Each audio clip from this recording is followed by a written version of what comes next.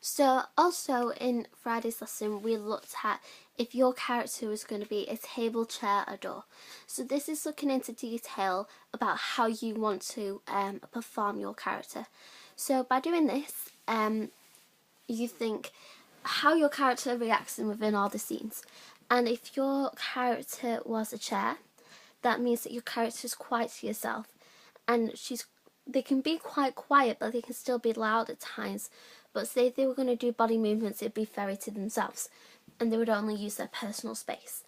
Say if your character was a table, it means that they're a little bit louder than what they are with a chair, but not as loud as a door.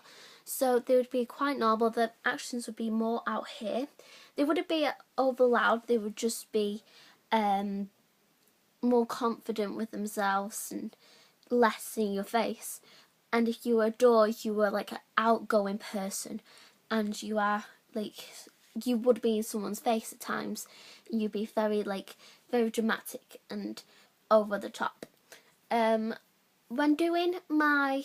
looking at my timeline and my character and how I want to portray her, I say that my character Amy goes through stages of all different styles, like table, chair and door.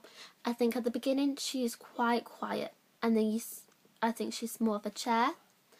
And then she kind of goes a little bit towards a table near the end when Kyle comes in and they're talking about how the wedding's going to be, and she doesn't like the idea of how he wants to have the wedding. And then in the next scene that she's in, I think she's more off a table because she's trying to find out why Dean's ignoring her and why he's just disappeared all of a sudden, and why he's not hanging out with them anymore.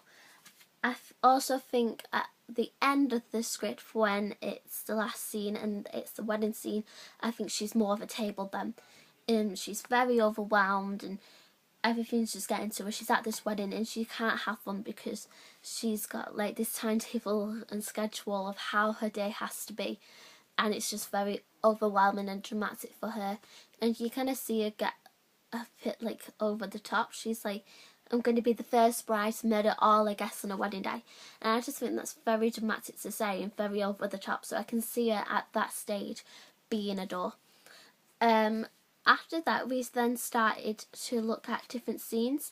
So with the first scene, it was Andy and Elliot who worked on scene 1. Scene 2, it was Dean and Danny, and also James Dean. So there was Andy, no it wasn't, it was Ashley, Beth and Scott, and then me and Frankie worked on scene 4. During scene 4, this is at the Glastonbury scene.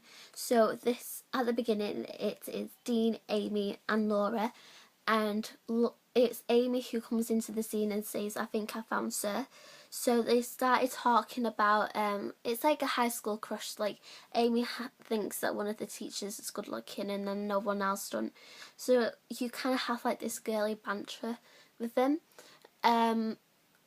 Even though Dean wasn't in that scene because he was working on another scene, we still made reference of where Dean would be, and we also